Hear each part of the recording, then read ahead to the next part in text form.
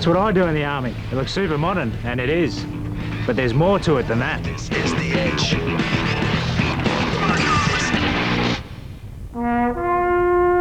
Almost every town and city in Australia has its war memorial to remind us of those who gave their lives for their country. But it also reminds us of where we came from and the traditions that affect us all.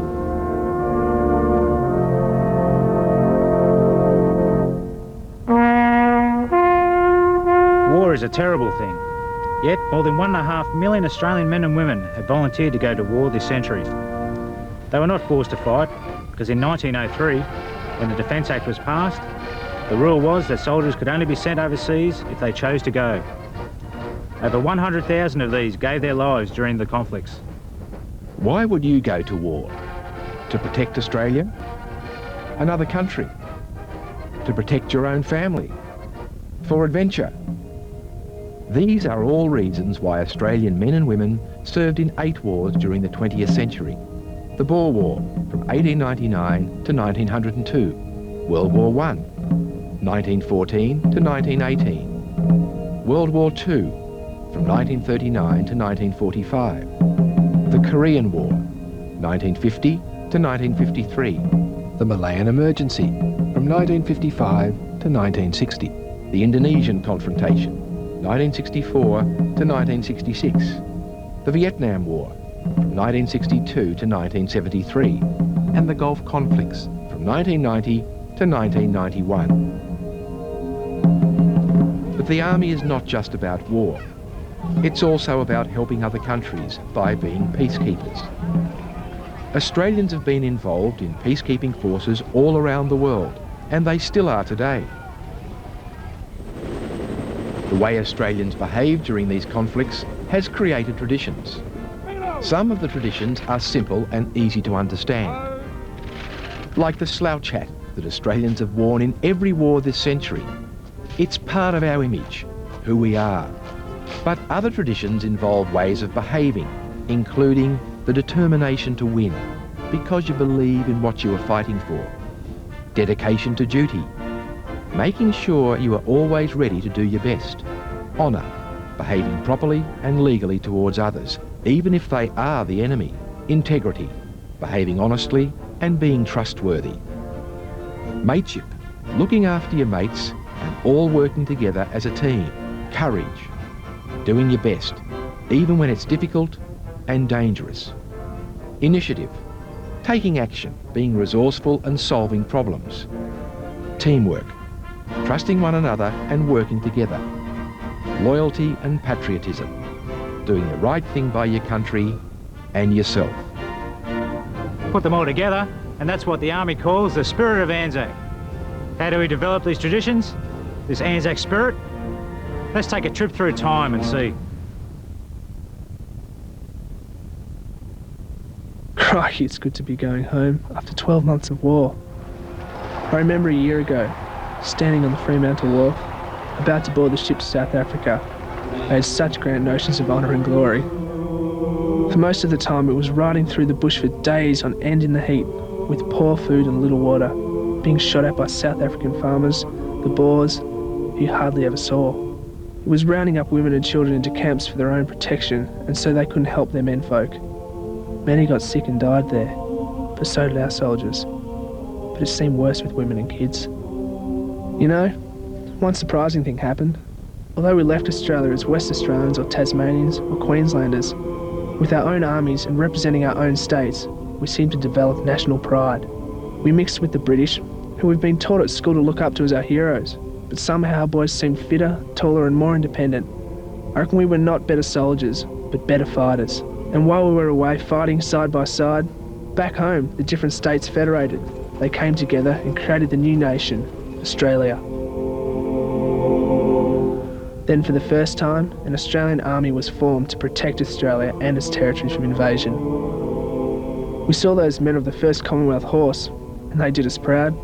They all wear the slouch hat and they had a new badge, a rising sun, made up of 7 bayonets representing the states and territories. It looked grand. They haven't had much chance to fight yet, but I reckon they've shown enough. We're all real proud to be part of the newest nation on earth. Between 1899 and 1902, 16,000 Australians served in the Boer War. 606 of them died in battle, or of disease or wounds. 6 Australians were awarded the Victoria Cross, the highest award for bravery, for rescuing wounded mates under fire.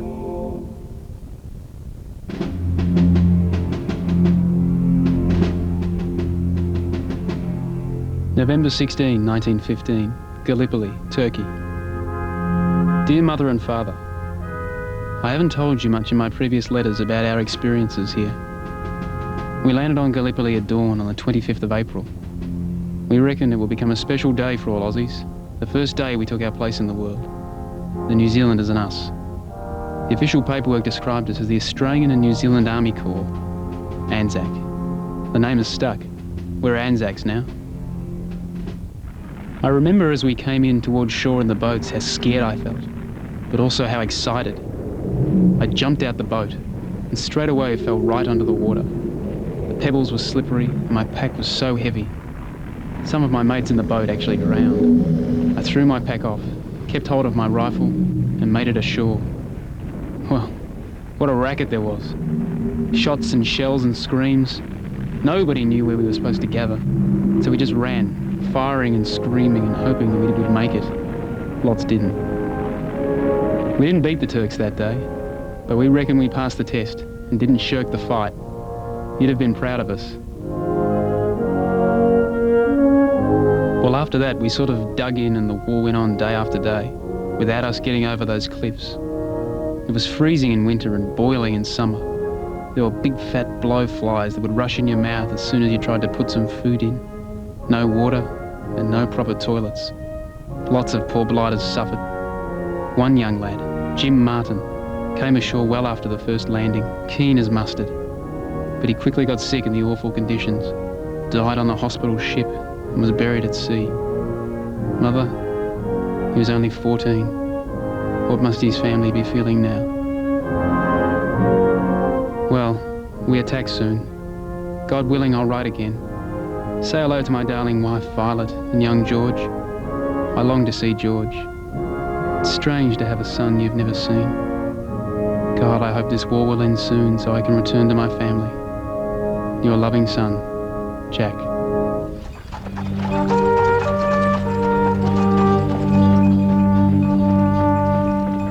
(18 November 1917, somewhere in France. Dear Mother and Father, after we left Gallipoli to Johnny Turk, we went back to Egypt for rest and training. Some of us were sent to Palestine, but most of us were now at the Western Front, France and Belgium. It's even worse than Gallipoli. The trenches are full of rain and the mud. Sometimes we attack the Germans, and sometimes they attack us. There's gas and smoke and shells everywhere, but we stick at it. You see some heroic action every day, but one I saw recently was pretty special. Captain Jeffries was leading a charge against the enemy. Our boys were being wiped out by a German machine gun in a concrete bunker. Well, the captain never hesitated. Regardless of his own safety, he charged at the enemy and took out the machine gun. Poor blighter copped it, but because of him the boys survived and kept attacking. He deserved the Victoria Cross that he was awarded, but there are hundreds like him. We don't want medals for bravery. We just want to do the job and come home to our loving family. Mother, the thing that scares us most is the shells. We hear them coming. They throw us in the air when they land. They cause the most awful damage to the human body. I can hear them starting up now. I hope they'll be soon.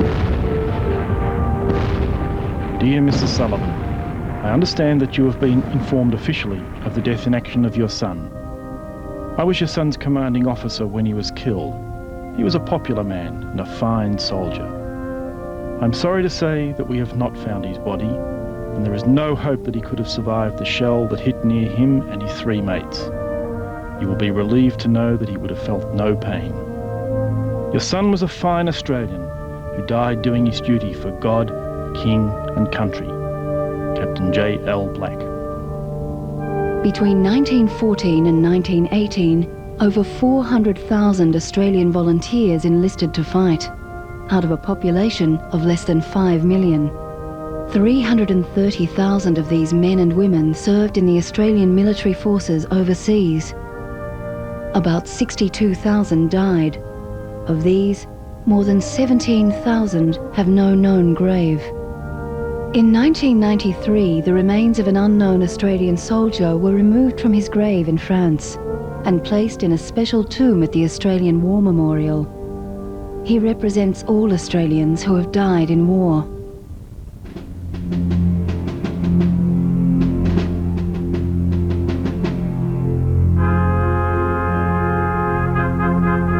Oh, come on, Digger, let me help you. Hey, that limp's bad.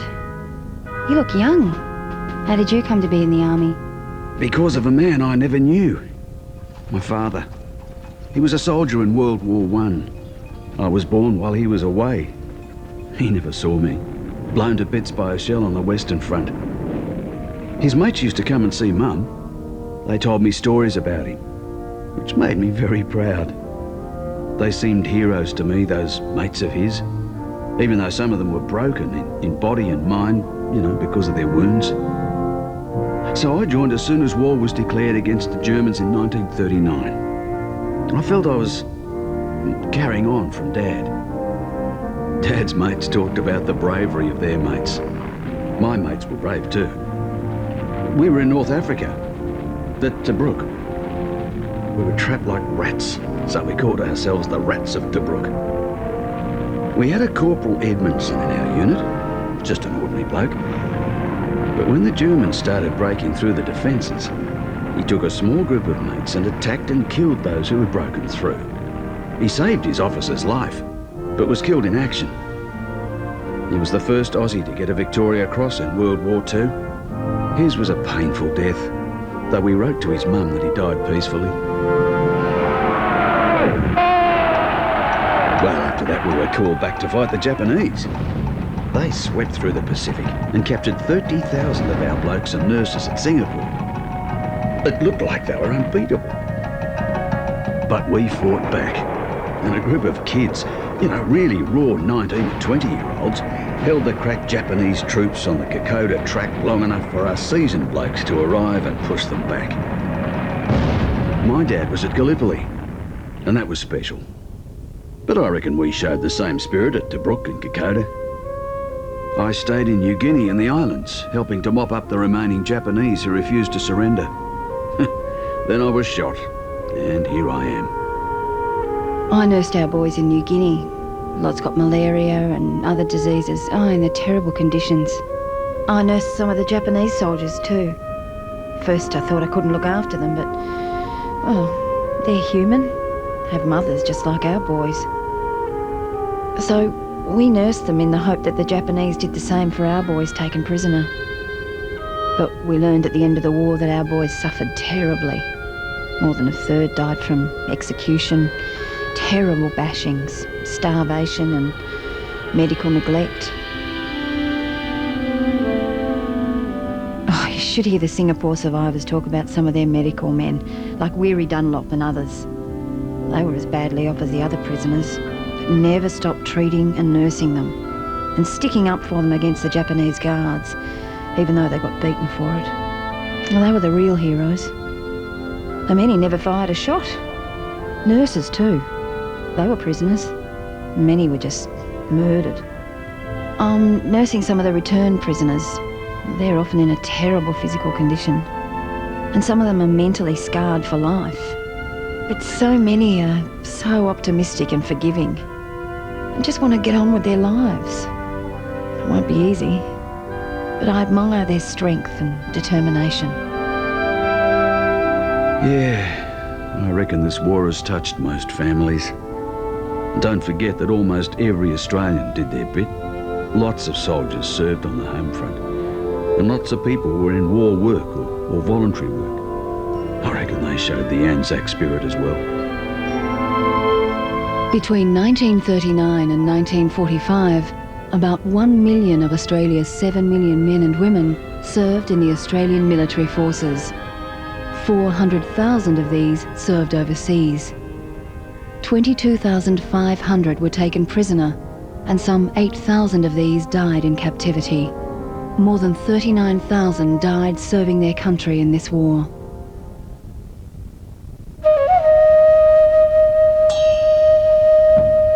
My name is Kim Chang-gun. I'm Korean, but with a special tie to Australia. Even though it was 50 years ago, I remember the Australians well. They wore large soft hats. I still think about them every day. But I'm getting ahead of myself. Let me tell you my story. I was born in a small village in the center of Korea in 1930. I married a fine man, an engineer, and we had 2 young children. Then war came to my country. In 1945, Korea had been divided into 2. 5 years later, the North invaded the South. My husband was a soldier, and he was called up to fight. The war was terrible. I was living in the capital city, Seoul. It was destroyed by the attacking Northerners, and I was forced to become a refugee with my mother and 2 children. I first saw the Australians then. They were brave and kind to us. I used to wonder why they came from so far away to my country to help us. They were different to the other Westerners from America and Britain. I'm very glad they did come to help us. My husband was killed during the war. He's buried in this war cemetery in Seoul. I visit him every week. But one day, after the war, I heard about a woman, Mrs. Healy, who had saved for years to visit her son Vincent's grave. He's buried in the United Nations War Cemetery in Busan with 314 other Australians and New Zealanders and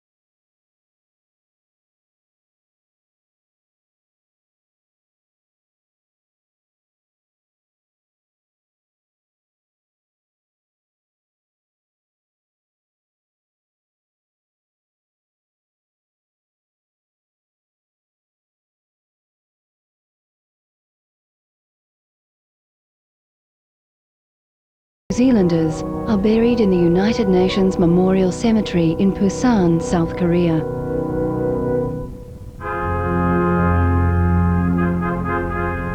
How strange to be standing here in Vietnam, right on the spot where my life was changed forever. We were just ordinary soldiers, a mixture of regular troops who were professional soldiers and 20-year-olds who had been conscripted into the army. Conscripted? That means called up for service without a choice. We had plenty of experience in jungle warfare. Many of our senior soldiers had fought in Malaya and Borneo in the 1950s and 60s. They learnt the tactics of jungle warfare there, moving quietly, setting up ambushes, and keeping the enemy on the move and away from supplies and supporters. Then off to Vietnam. The North had invaded the South. We were helping the South against North's troops. and the communist civilian soldiers, the Viet Cong, or Charlie as we called them. It was a frustrating war. The enemy usually stayed out of sight, moving mainly at night, hiding in the jungle or mixing in with the local village people. We didn't know who was friend or enemy. We could only rely on each other. Mostly we didn't see the enemy, but we knew they were close by and that there might be a booby trap waiting to spear you or blow off your legs. So on patrol we were always tense, always strained, always ready for the click of a landmine. After patrol we had a few days rest and relaxation with other troops back at support base. But always there was another jungle patrol to face, and the fear of the unknown. Yeah, well, this day in August 1966 it was different. We were out patrolling and suddenly we ran into a huge enemy force. Bullets were ripping through the trees, wood was flying everywhere, and explosions were deafening us. There were screams and moans from the wounded. Our training really kicked in, and we defended each other and our positions against huge odds. It got dark, and there was a tropical storm pouring down. We could hear the enemy coming closer and closer. We were nearly out of ammunition. Suddenly, the helicopters were there, dropping right amongst us. The pilots were heroes, risking their lives, giving us the ammunition we needed. The artillery were also wonderful, their shells flying just over us and into the enemy.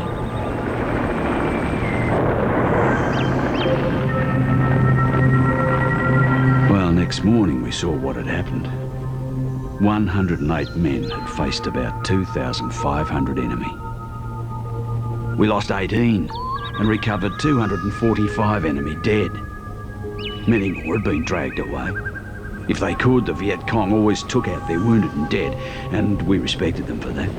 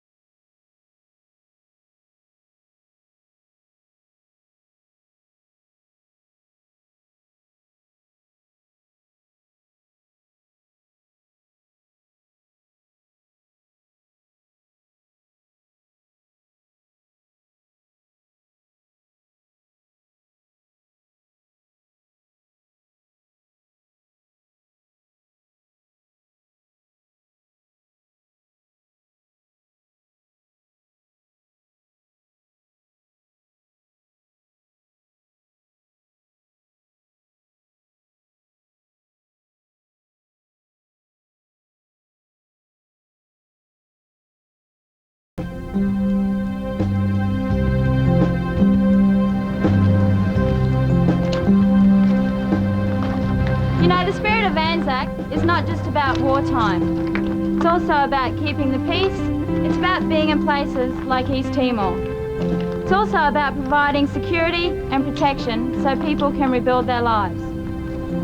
Australians have been part of the United Nations Peacekeeping Force since 1947 in Africa, Europe and Asia. Sometimes the main role is medical. Sometimes it's providing education or supervising elections, or even helping with food and shelter, or providing communications. To me, this is part of the spirit of Anzac. It makes me proud to be an Australian. People ask me, what is it like being a woman and a soldier? I'd have to say, I love it. I enjoy the training, although at times it can be dangerous, resulting in injuries and even death. But the comradeship, being part of a team, is fantastic. And when you get to do something really useful and good, like helping people set up their own lives again, it's a wonderful feeling. I'm proud to be a digger, to be part of 100 years of service and professionalism.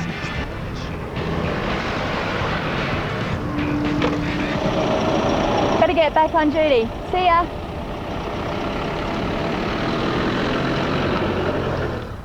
Between 1947 and today, thousands of Australian men and women have served in peacekeeping missions around the world. Many are still on duty today.